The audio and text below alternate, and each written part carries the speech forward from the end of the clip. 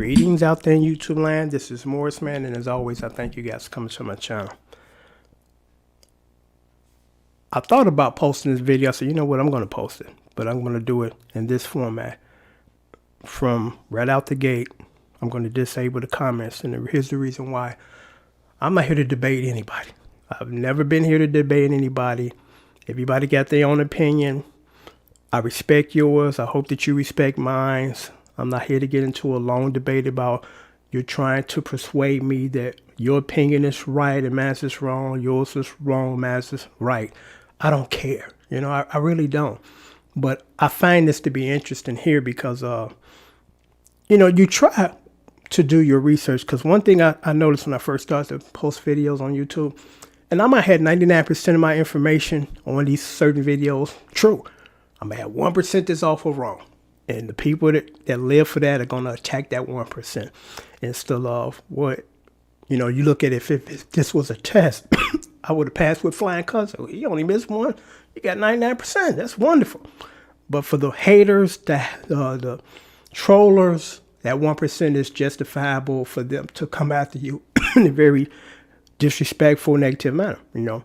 But I'm going to post this video anyway because, you know, like I said, I'm not here to post anything that's going to spawn a serious debate and a negative one. There's nothing wrong with a healthy debate, you know, information being, you know, given back and forth. But I found this to be interesting because I seen it on Facebook. The guy that played on Everybody Hates Chris, which I think was like a kind of a true life of Chris Rock's growing up, and I think in Baltimore, Bed-Stuy. So he said that a lot of these quote unquote black slangs were written by white writers. Now, that's interesting to me because as you get older, you gather more information, more accurate information. And I find it interesting. The biggest black comedies in the 70s, Good Time, Death Fleas, The Jeffersons, just to name a few. It's supposed to be about the black experience, but it was written by white people. And I find that to be interesting, but I don't think this, and this is just my personal opinion, I don't think that they were trying to say, well, we know your lifestyle better than us. It was just about making money. We're writers and we got to write on certain things, whether we personally experience them or not. I get that. I get it, you know, and that's, I think, what it was about. It wasn't that they were trying to say that we had black writers to tell us exactly how black people lived during the 70s. So, you know, I said this, and this has been documented, you know, because you don't, for the most part, know who starts stuff. You know, this is off the chain, it's off the hook. We don't know for a fact who actually started those statements. That guy started 5 years ago at a club, you know, on the east side of Chicago.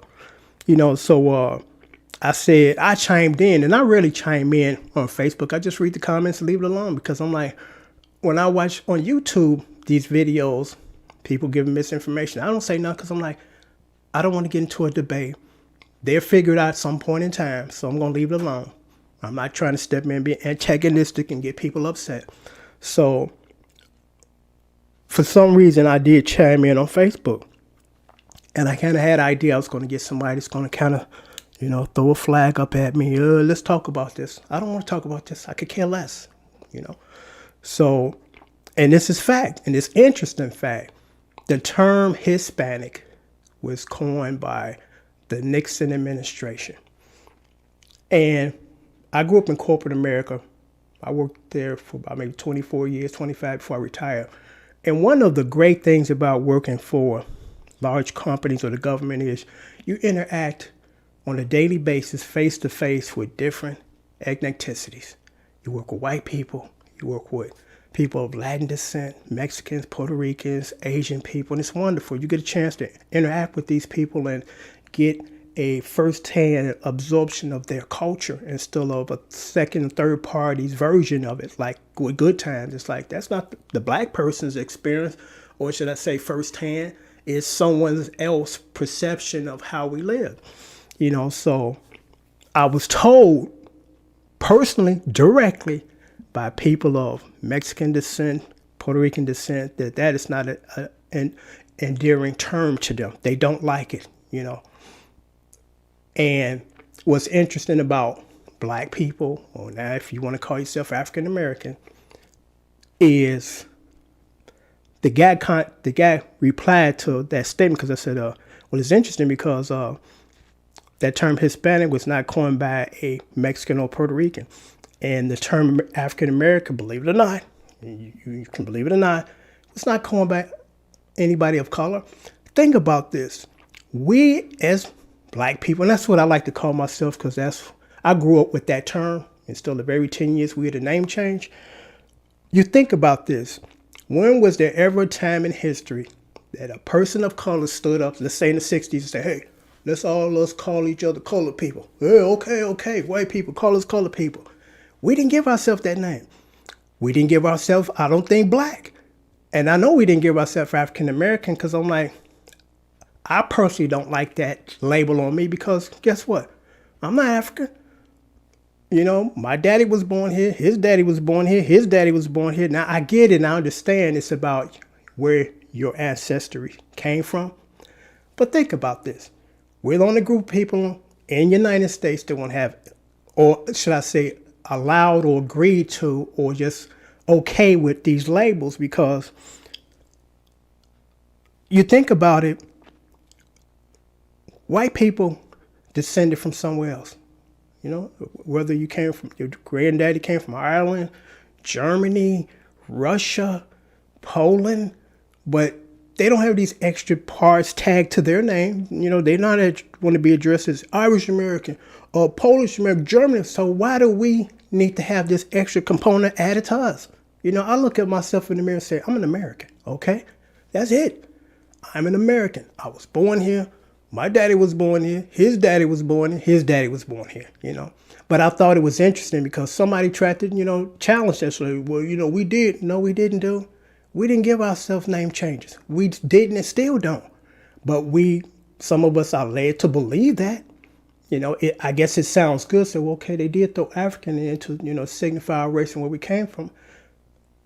That's fine if you're acceptable of that. But me personally, you know, I know that my group of people did not give us the title that I go by, you know, and I don't make a big deal out of that because I'm like, we know the history of this country and how we got here and things of that nature, our ancestors. So it makes sense to me, whether I agree with it or not.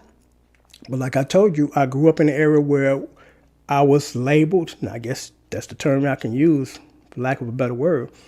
I was given that name. And I'm like, well, I'm used to this name. And that other name with this new name, it's like, that kind of doesn't apply to me because I don't look at myself as secondary in this country because I was born here. I'm an American. You know, that's it. I don't need that little extra part stuck in the front because guess what? When I walk in a room full of people that's not of my race, they know who I am. They know my race. It don't have to be announced in my title. It's like, well, dude, we know what you are, so go sit down. There ain't nothing big or special about that, you know? And it's not. You know, when we start to give each other names, we defeat the purpose of unity, you know, because unity is about coming together, not separatism and, okay, over here's a group of these people that want to be called this. Over here, there's a group of these people that want to be called this. Over there, there's another group.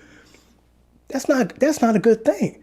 You know, we're all in this together like what we're dealing with now. There's no separation of color or social status or anything of that nature when it comes to this. It's about human beings working together to get past this and eliminate as many casualties as possible, you know? And that's how it should be even when we weren't dealing with something like this. That's how it should be. That we should all just try to come together, you know?